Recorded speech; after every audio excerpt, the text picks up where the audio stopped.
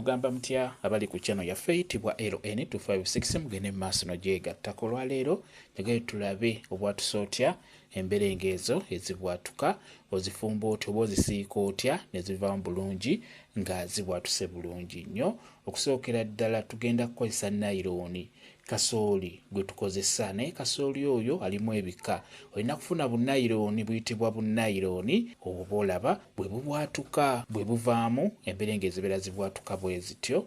Kakati tutandike. Funa akasefuliya, sefuliya bweba ntonotono tandika na butonotono, toteekamu bungi lumu bujja kugaana okubwatuka kubeera nga buvaamu bulungi. Funa sefuliya nga ngazikale, ofune ne butto, teeka sefuliya ku kyoto nga bw'olaba, teekamu ka butto, teekamu butto n'oluvannyuma omala kuteekamu butto nga bw'olabye, teekamu emberenge oba teekamu bunayironi bwaffe obwo buyiweemu, yiwamu mutonotono, teekamu mungi.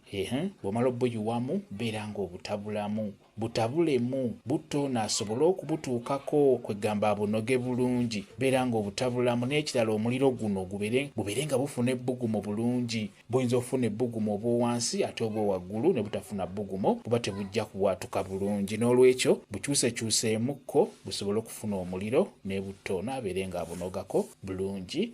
Kati bugenda tutandika okubwatuka, ndowooza obulaba buba butandise. Kati bwe butandika okubwatuka beera ng'obubikkako buleme kuggweera wansi. Bw'otyo bw'oba okola ogenda kufuna emberenge ezo ezibwatuka bulungi nnyo. Ekikulu kya byonna, funa essefuliya nga nnene koko nga ngazi, ate ekirala toteekamu bungi, teekamu butonotono busobole okubwatuka obulungi. Mukitegedde? Bw'otyo bw'oba okola obeera osobola okubusiika n'obeera ng'owa ku baana bo ne babeera nga balyako ku mberenge ezo ezibwatuka. Kati bw'omala okuzisiika bulungi, funa ekintu mw'oziteeka. Bw'omala oziteeka mu kintu beera ng'omaasaako omunnyo, maasaako omunnyo bulungi nnyo. Awo kiba kiwedde, beera ng'owa abantu bo babeere nga balya ku mberenge ezo z'obasiikidde. Kyekyo mwebale kubeera ku channel yaffe eyitibwa LN256 mugende mu maaso n'ogyegattako mubeere bulungi.